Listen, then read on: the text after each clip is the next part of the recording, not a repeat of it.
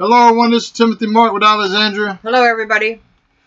So what we're going to talk about today, and this is our first show back in a while. We've been busy doing activism work, but we definitely still work in the paranormal community, and we want to clear up a few little things from the Annabelle show. Now, if you've seen the Annabelle movie, I should say, the new one, Annabelle Goes Home, or is it Comes Home? Comes Home. Annabelle Comes Home. You will notice the very first line of that movie has the guy Patrick Wilson is playing, Ed Warren, say that demons cannot possess objects, they can only control them. And that's a damn lie. And the reason why I'm aggravated about that line is because the people that made the film obviously did not give a shit about the real life work of the Warren family. And what's a little more disheartening is that Tony Spera did not even bother to correct them and just allowed it to go. So the people, the weekend ghost hunters or the hobbyist ghost hunters, are actually going to think that that comment is real. And that comment is nothing but shit, folks. And I'm going to say that because as a real paranormal researcher that we're paranormal researchers. I'm a demonologist, Alexandria's an empath. We take offense to the fact that this film did not pay tribute to the actual words of the Warrens. Now, when we say the Warrens, we mean Ed and Lorraine. Anybody else is insignificant at that point. As a demonologist, as a paranormal researcher, if you're really a researcher, you pay tribute to the Warrens, Ed and Lorraine, for all the work that they've done, and they would be a part of your learning process. You would definitely be a part of that because they've done a significant amount of work in the paranormal community. And this is what I found out for a lot of you that may not know about Annabelle. And Annabelle is reportedly haunted Raggedy Ann doll, and it is said that a student nurse was given the doll in 1968. And they say the doll started to behave very strangely. And a psychic medium told the student that the doll was inhabited by a spirit of a dead girl named Annabelle. And they said that the student and her roommate tried to accept, nurture the spirit-possessed doll, but the doll reportedly exhibited malicious and frightening behavior. And here is at one point when the Warrens said they were first contacted, and after they were contacted, it is stated that they removed the doll to their museum after the Warrens pronounced it demonically possessed. And that's a key word, when the Warrens had said that the doll, the Raggedy Ann doll, was demonically possessed. Now let me tell you something about, I sent a message to Tony Spera because me and him had debates or conversations, if you will, on different things over the last year, and I found it interesting that he pretty much snubbed this question and would not make a comment as to why that is actually in the film, and it's contradictory to the damn movie. If you actually watch the movie, you're seeing a possessed doll. Do we even know, or do the people that made the film even know what the hell possession means? Look at your screen for the definition right now.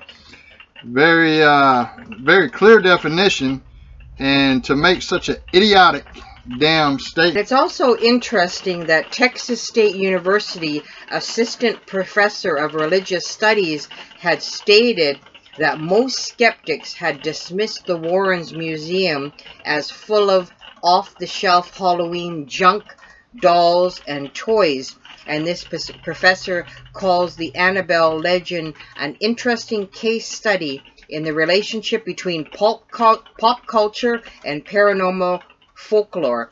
And there's been demonic dolls popularized in films such as Child's Play, Dolly Dearest, and then of course The Conjuring. And then likely they're saying The Conjuring emerged from early legends surrounding Robert the Doll, as well as the Twilight Zone episode 5, season 5, episode 6, called The Living Doll, in which the character of a mother is coincidentally named Annabelle.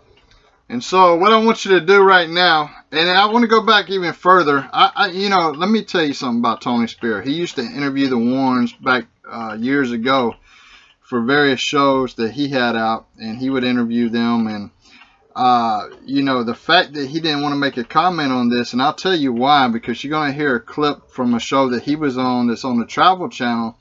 I believe it was Mysteries at the Museum or something, where they're talking about the doll actually being possessed, folks. And so I can't imagine that he'd be happy himself, but he could just correct it. And this is where money changes people. Now, we've heard a lot of criticism out there about the Warrens being after money. Yeah, I think that they truly loved doing the paranormal research and helping people. But obviously, if you go help families for free and you don't charge money or anything, you're going to have to sell books or stuff like that in order to compensate for what you're doing. And so I definitely can appreciate the research that they've done. But let's take a listen right here. Okay, I got to find the spot. Okay, what you're going to hear about here, because we're going back to the comment in the movie that the character who plays Ed Warren says that he makes this stupid comment that dolls cannot possess. He makes a stupid comment that demons cannot possess objects. They can only move them around and make you think whatever, blah, blah, blah. Well, we're going to listen to Ed Warren talk about another doll called the Shadow Doll. And let's listen in his own words here, exactly what he says. You see, you must be very careful with a doll like this. You can never destroy it. If you destroy it, you could have things occur to you that would be harmful. Because the spirits that are within the doll then are freed. Where do they go? To the one that destroyed their home. This is their home right here. And so, as you can see, the spirits are within the doll. They're actually in the damn doll. The movie Annabelle itself shows this, folks. So the opening line, yeah, I'm ranting about it a little bit, but it really pissed me off. That's just one clip. I'll let you hear another one in a little bit. So I think what we're trying to tell everybody, all the listeners, that even with the Conjuring series and the Annabelle series, it makes it very difficult for people to separate the Warrens from their Hollywood portrayal. So a lot of people, there's a lot of great work that the Warrens did in real life, but when Hollywood comes into play, people have a hard time separating the two on what's actually going on. So now we're going to take a listen to another audio clip. Okay, what I want you to listen to right here is actually a show that Tony Spear himself participated in. I believe it was Mysteries at the Museum or something that nature. It was on the Travel Channel. I want you to take a listen to exactly what they're saying about the Annabelle doll. Again, in the clip that you heard a while ago, it was Ed Warren talking about the Shadow doll and how it had multiple spirits in it, possessing it, folks. Now we're going to listen to the story on the Annabelle from actually the show that Tony Spear took part in, and let's take a listen. A little girl named Annabelle. She was killed in his apartment. Then the medium reveals that the spirit of the dead girl has possessed the doll. She's in that doll. She's the one that's trying to communicate. Okay, folks, we just heard Tony Spear say that the spirit is in that doll. She's trying to communicate. She's in the doll. And what goes on is, as you watch the show and you listen to the show and go a little bit more in depth, we understand that they begin to think that it's actually a demon that's in the doll. Okay, and so that's been the debate for quite some time. Is it a spirit of a little girl, or is it actually a demon that's in the doll? And so the common thought is that it's actually a demon that's in the doll. And it's also interesting, too, in regards to the real story about the Annabelle doll. There was a medium that held a seance and introduced Donna, the nurse, and her roommate Angie to the spirit of Annabelle, a 7-year-old girl who had played in the fields that existed where Donna and Angie's apartment complex now stood. Apparently, Annabelle's lifeless body had been discovered in the fields, and it is said that out of compassion, Donna and Angie permitted the spirit that they thought was that of Annabelle to stay with them and possess the doll. Again, possess the doll. Now, if you haven't seen the Annabelle movie yet, go and check it out. One of the first lines that you're going to hear from the Ed Warren character is, well, demons cannot, spirits cannot possess objects. They can only move them around. Well, that's contradicting of all the research that's been done. And when you have us, an actual paranormal research society, saying, hey, we've done research that contradicts that as well. And so we take great offense that a lot of people will be brainwashed, because a lot of people are simpletons out there. When they watch these films, they turn into simpletons. And the fact, I say that to say, what happens is they believe what they see in the damn film and not the actual research. You just heard Tony Spear talking about the doll being possessed. Okay, so was it the spirit of a dead little girl, or was it a demon? You hear different things through different shows, and we know that if you actually research Ed and Lorraine's work, we know that objects can be possessed, folks. And as paranormal researchers, we actually know that. There is a Warren Legacy Foundation out there. It's ran by the grandson of Ed and Lorraine. And I'll tell you that we were invited to join and with them. The only reason we turned it down, to be honest with you, is because they wanted us everywhere we went to represent their name only. And basically that would put our name out of the business. Ed and Lorraine is the two people that created the work that they done. They created their own legacy in the paranormal world. We were not willing to just throw away our name after being out there for 10 plus years working as World Paranormal Research Society. We were not willing to throw that away just to fall into somebody else. Although, it would have been an honor. But I will say that we think our research, I think that we have some of the best footage out there and some of the best research out there of anyone. 2 times now we've been offered television shows. We have not taken it. We've done a lot of paranormal investigations that we do not throw up there on YouTube. A lot of people only do paranormal research that throw it up there on YouTube, get views, etc., whatever. We do paranormal research to help people. And it's kind of just so a lot of you may or may not be aware, if it was just the spirit of a little girl, many of you may be asking if there's been any deaths associated with the real Annabelle doll. And apparently Ed Warren believes that the doll had been responsible for at least one death. And during another video tour of the Ed and Lorraine Warren Occult Museum in Monroe, Ed pointed out that the Raggedy Ann doll and its case, many of the objects in this room here have had dire effects on people. And the Raggedy Ann doll, which was responsible for the death of a young man who came in here one time and actually challenged the doll to do its worst, and it did. And that's a quote from Ed Warren in regards to the Annabelle doll causing one death. The guy died. I don't know if you was coming up to that part or not, but the guy that challenged the doll actually died.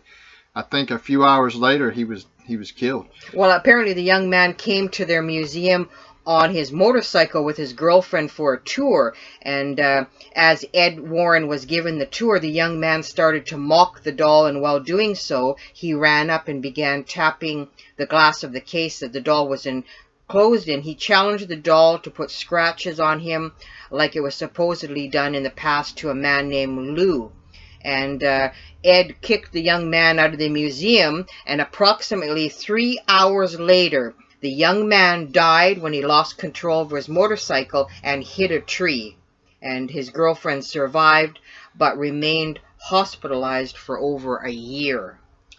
Yeah, and so that's some real stuff associated with the real Annabelle doll. And what we're gonna do is give a little review here on the film for a moment. And one of the things before we go back to the real story of Annabelle, what I'd like to do is just discuss, what did you think of the film overall?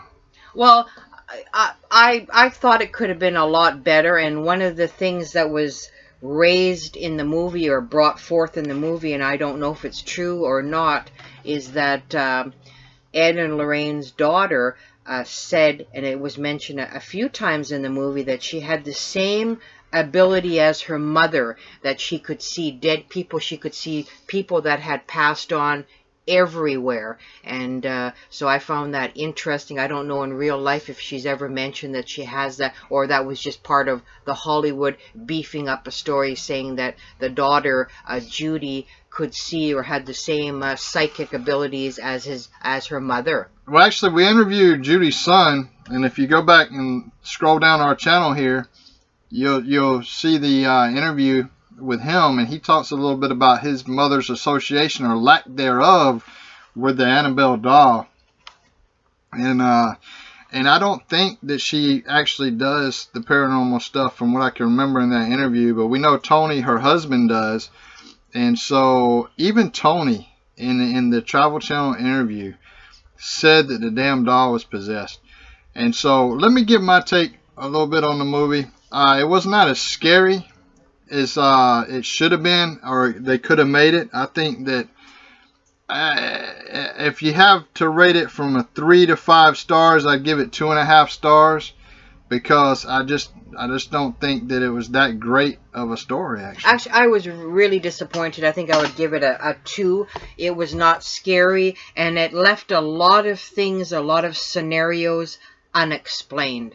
And I don't like a movie that, you see something, nothing is really explained. There's so many loose ends. I thought it could have been done a lot better. And it's not a movie that when it comes on Netflix or Amazon, I'll watch again, because I'm very disappointed. It just seemed like it was just thrown together with a lot of unanswered questions at the end. I don't know if that's how they're going to keep the sequel going, Annabelle, movie after movie, but nothing is really explained, and it just leaves you after wondering a bunch of questions, and it's more fantasy than fact, and that's a shame. And paranormal researchers that we do, I mean, we know that once Hollywood comes into the picture, most of the facts get thrown out the window, and it gets discouraging because it confuses people out there, and sometimes it does a lot more harm than good, because people get an altered perception on exactly who Ed and Lorraine Warren were. And I mean, they took on a lot of cases, but when you start with the Annabelle series, it really gives them a different perception on what these people, and I think it really takes away from some of the great work that they did do. That's my opinion. It turns it into a circus, a 3-ring circus, when anything to do with the spiritual world, the paranormal, it's not a circus, folks. It's real life. It can be dangerous, and people have to be aware, and these TV shows and movies actually make it seem exciting and something that you should run out and do, and you're not aware of the real dangers that are out there. Exactly. And so when they started to film off, I'm going to keep saying it, when they started to film off with complete bullshit, and I know that people that watch the movie, they're going to think it's true because this is based on a real life couple that did paranormal research in real life. But go back and look at their real research, folks. Hollywood has now turned them into something, like Alexandria was saying, a 3-ring circus. And I think when it comes to money, the family's making money, of course, off of it. I can only assume. And so when I asked Tony to comment on it, no comment at all. And so I can only assume he wasn't happy with that opening line to the film. I think they should at least stick with the damn research. Now let's jump back into the actual real story, Annabelle. And it was said, and I'll go back and I'm going to be giving another quote from Ed Warren in regards to the medium that insisted it was a spirit of a 7-year-old child in the doll by the name of Annabelle. And Ed Warren goes on to say, who had been killed outside of their apartment complex in an automobile accident. And I'm going to read a statement. I kind of want to get your take on it. Well, there was such a child, but God does not allow a child's spirit to go into a doll. There was a devil, a demon inside the doll, which was impersonating the spirit of a child. What's your take on that statement from Ed Warren? Yeah, I don't think it was the spirit of a little girl either. I think that, and I was going to try to pull up an audio clip from Lorraine Warren when she did a interview, I think, for the History Channel, one of them channels, when she was showing her museum, and she actually said that it was a demon as well, and so that possessed the damn doll. And so the videos are out there. You just got to research it, folks, and you can have more audio on that. But yeah, I don't believe it was the little girl. I think the demon was taking the death of a little girl and trying to make people think that it was a little girl. But obviously it was something demonic. And we're going to go into more of the true story of Annabelle. And this is a statement, according to the Annabelle true story, after the demon that was attached to the doll inflicted the physical harm on Donna's roommate's fiance Lou, it was Donna, the doll's owner, that came to the realization that the spirit may not be all innocent, and she contacted a priest, who contacted his superior, or Father Cook, who immediately got in touch with Ed and Lorraine Warren. And the Warrens convinced Father Cook to perform an exorcism on the apartment to cleanse the home. He also blessed the individuals who were there, and at Donna's request, the Warrens took the Raggedy Ann doll with them when they departed. It has been in their possession ever since. And folks, if you want to be real paranormal researchers, I don't see how anybody could be a paranormal researcher and not utilize the research of the Warrens. When I say Warrens, Ed and Lorraine is the only ones I care about as far as their research, their actual research. And so you need to actually take their research and utilize it and incorporate it into the investigations that you're doing. We have too many. It seems like everybody and their mom and their dog now is a damn paranormal researcher, which is a lie. They're just hobbyist ghost hunters. They're running around out there, hobbyist ghost hunting, catching insects, dust particles, and moths on film. And go look at our investigations. We put some of our stuff on YouTube only to validate that we actually do this, only to show that we actually do this. There's a hell of a lot more that we've done that we haven't put out there. You don't see us advertising it. We privately help a lot of families out there, and you don't see a lot of the stuff that we've done. But we do a lot of actual paranormal research that we've been compiling. And so I can tell you this: if anyone tries to charge you for an investigation right out the gate, do not use that company. Use a company that's going to do it for free. And companies can make their money other ways outside of charging the families. There has been some incidences where travel, if people definitely want us and they don't want nobody else, and we have to incur expenses to travel or other expenses, then yeah, compensation would be sought at that time. And it's also interesting, folks, if you go to the warrens.net website, they have a huge section on Annabelle, the curse of the devil doll, that is housed in the Warrens Occult Museum. And it goes right back to the 1970s, and it gives, I guess, the complete story on the doll and everything. They call it that the doll was being possessed by an inhumane spirit. So, and then they talk about the case and everything, the story, the young man that was killed, etc. So it just, then of course they go right into the film as well. So it just seems like they talk about the true story and then they start advertising for the film. So again, the film, going back to the film on it, I did give a review. It's 2.5 stars was my rating, 2 stars was yours. It's not a movie that we ever see again. Very disappointing, because we've actually liked some of the Conjuring films, and just very disappointing overall, the film. And this is a statement that I'm going to throw out there as well, and Timothy may jump on the bandwagon. I was just reading on warrens.net. This is a statement that was made by Ed Warren, and Ed warns you not to challenge evil. that no man is more powerful than Satan. But certainly wasn't Jesus a man? Was he not more powerful than Satan? So maybe what's your take on that? This is a statement on their website. So from a religious perspective, for somebody that studies demonology to make that statement, he said no man is more powerful than Satan. Certainly Well, Jesus. I actually, is that who said no man is more powerful than Satan? Ed Warren. Okay, so Ed Warren, who was a Catholic, I believe, we can expect that type of teachings from Catholics.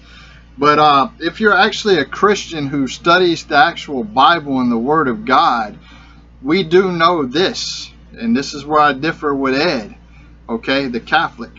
I differ with Ed for this. You have power over the devil and demons out there. You most certainly do.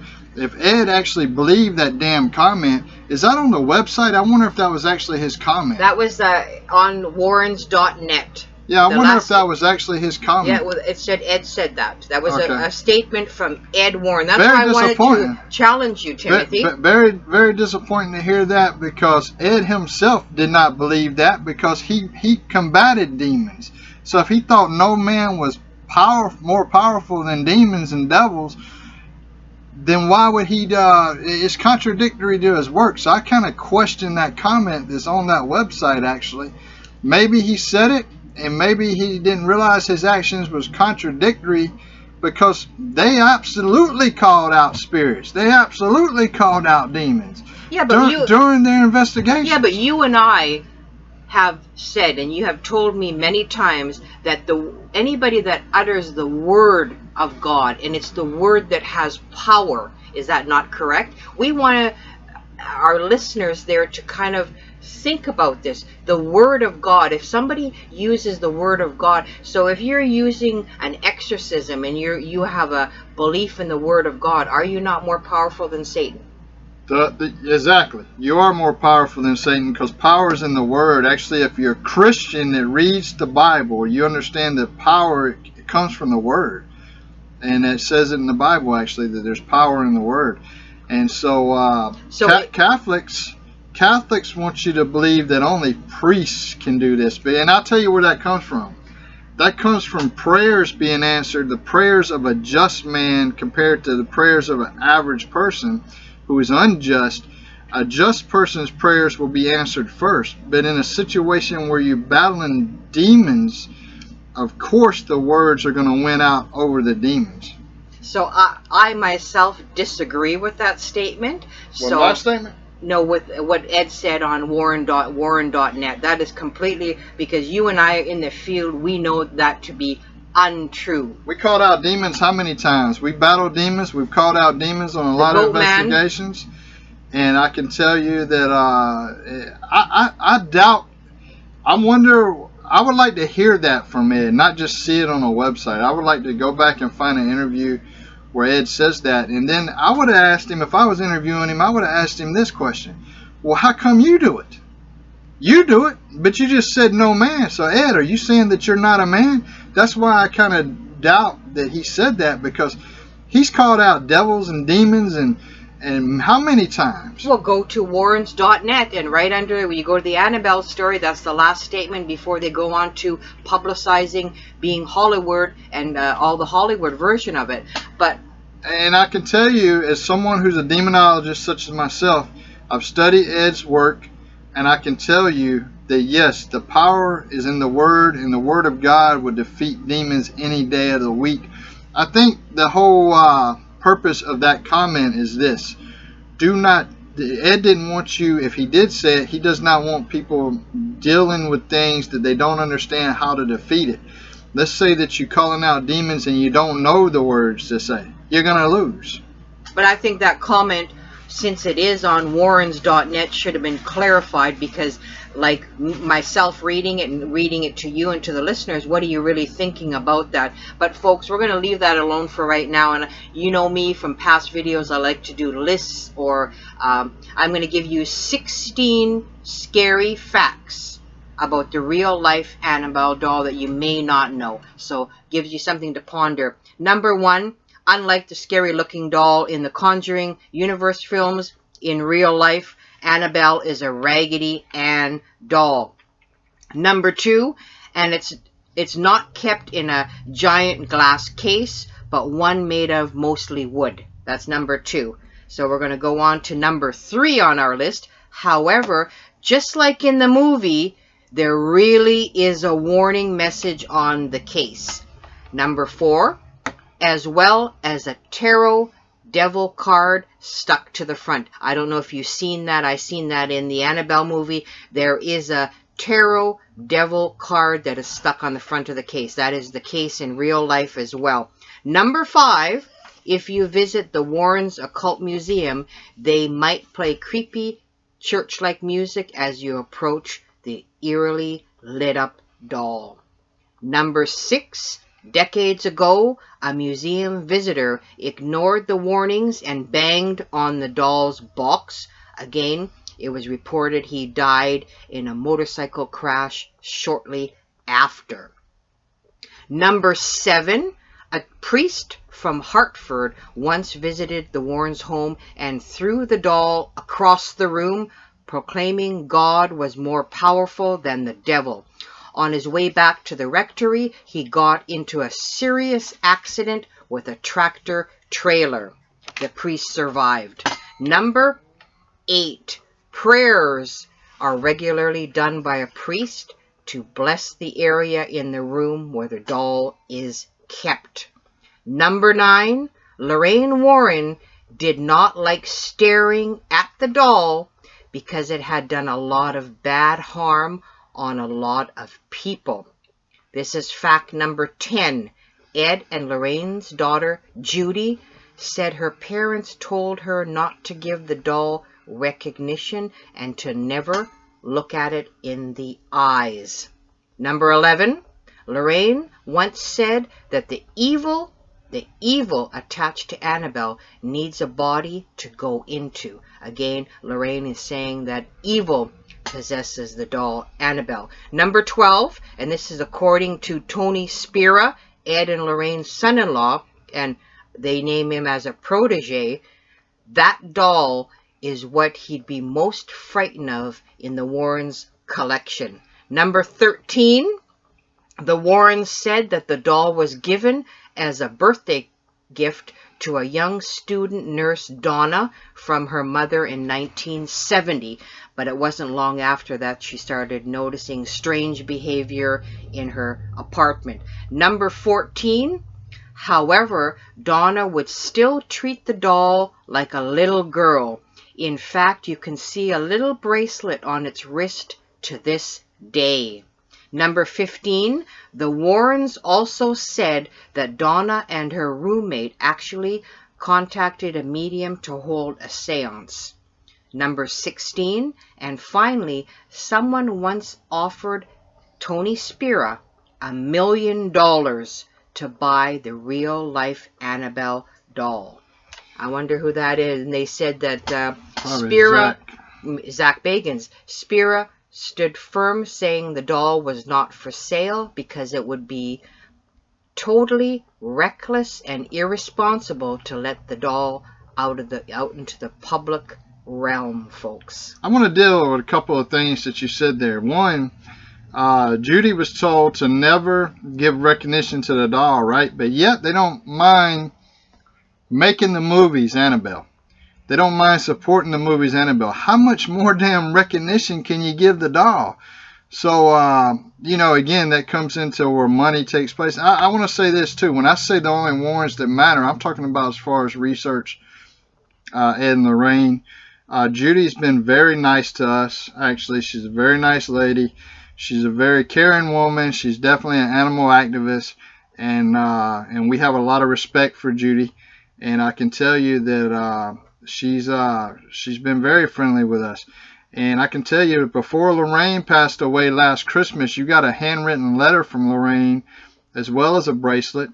And that was awesome. Actually, 2 bracelets. That's right. And I also wear a medal that was actually Lorraine Warren's medal. I wear that around my neck at all times. So we hold Ed and Lorraine Warren in high esteem. And they've done a lot of great things. They were pioneers in the paranormal research community, and they did a lot of good. It's just They did a sad. lot of good, but a lot of people attack them and say, oh, they want money. They want money. Well, hell, folks, if you're going around the world and you're helping people battle demons, do paranormal research, and you have to do it for free if the families don't have no money to give you, whatever. So you have to write books and stuff and generate money. Do you expect people to not make money, not make a living? It has to be done. So yeah. And to me, in my opinion, I still think that, and I know Hollywood has their own views on things. I think that instead of in the Annabelle Hollywood series, they're using a porcelain doll. I think they should have stayed true to the fact that Annabelle was a Raggedy Ann doll. I know it's not glamorous, it's not beautiful, but I think that Hollywood should have stayed true to the fact that it was a Raggedy Ann doll. I don't think they should have changed it into a porcelain figure. I don't know what the reasoning is. I really Plus don't it have an looks a idea. little more scarier than the actual doll. And who knows, that doll they use in the film could actually become possessed because of some of the things going on. I disagree with some of the things, like not giving the doll recognition. I think that they've given it a hell of a lot of recognition. And, so there's a lot of contradictory stuff. But however, the Warrens and their family have been in the research community for many, many years. And I respect the work of Ed and Lorraine. I'm a little disappointed at Tony's lack of response to my question when I reached out to him as far as, a comment on that opening line of the film. Because that definitely, for the real researchers that go see a movie like this, and we understand that a lot of it's made up and BS, but for the real researchers, we're gonna just be thrown off by that opening line, that demons can't possess objects, which was bullshit. But another thing that I think they should have stayed true to, and I'll give a quote from Lorraine Warren in a few moments, but we all know that Hollywood jazzes everything up. And in real life, the Annabelle doll is not the wide-eyed made of porcelain. It is actually an innocent-looking Raggedy Ann doll, and that's a key fact. Innocent-looking Raggedy Ann doll. And regardless of the image, the real doll is said to be dangerous. And this is exactly what Lorraine Warren said, and I'll quote, "Looks are deceiving," Lorraine Warren told USA Today while discussing Annabelle. "It's not what the doll looks like that makes it scary. It is what has been infused within the doll. Evil." End of quotes. So I think if Hollywood would have stayed with the Raggedy Ann doll, like Lorraine said, it's not what she looks like, it's what's inside the doll. Evil. I don't think the movie would have been as successful with the actual Raggedy Ann doll. And at the end of the day, this I think his name is James Wan. Yeah. I have no respect for that guy because he's not basing it on the actual real shit. There's enough real shit, real stories that you can incorporate in these films, but you have an individual like James Wan come in. And he's a Malaysian-born Australian, film director, screenwriter, and producer, who comes in and basically takes our real-life American paranormal research legends, and he just disrespects the actual real stories that's out there, and adds bullshit. And he's a bullshit artist, folks, and I don't really appreciate that guy with doing that. And the story was by him, James Wan. That's the guy that wrote Annabelle Comes Home, according to the research that we've done. And so the film said it cost between $27 and $32 million, and so far it's grossed over $200 million. So obviously I don't think with a Raggedy Ann doll that it would have got that much, but I'm very disappointed. Hopefully on the next movie, which they've already started filming, or started at least pre-production on in Atlanta, Georgia, hopefully they'll put some real shit in there and not the bullshit. But again, we respect Ed and Lorraine. We respect Judy. Hell, I even respect Tony, even though I'm a little pissed right now that he didn't make a comment. He's been on TV saying the doll's possessed. The movie contradicts that. The movie contradicts itself. So I don't know what's going on with this wine guy, if he's a pothead, whatever. But it shows the doll possessed.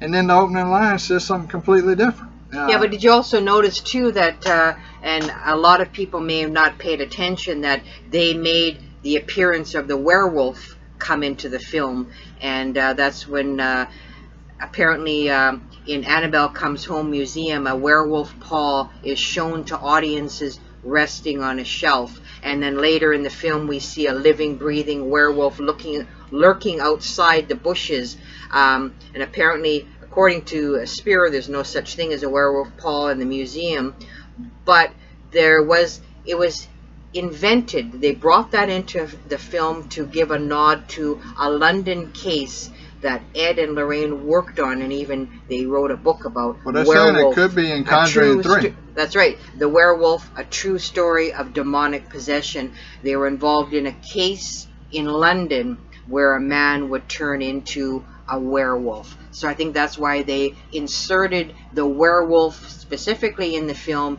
to continue this series and then bring forth the werewolf of the London case.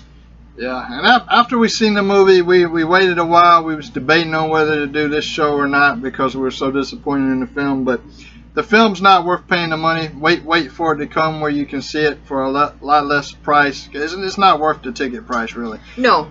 And I think, like I said, as real paranormal researchers that have been doing this for many, many years, it's sad, it's disheartening to see Hollywood take its creative license and just run with it, all in the aid of making the almighty dollar, folks. So that's it for this show. Till next time. Take care.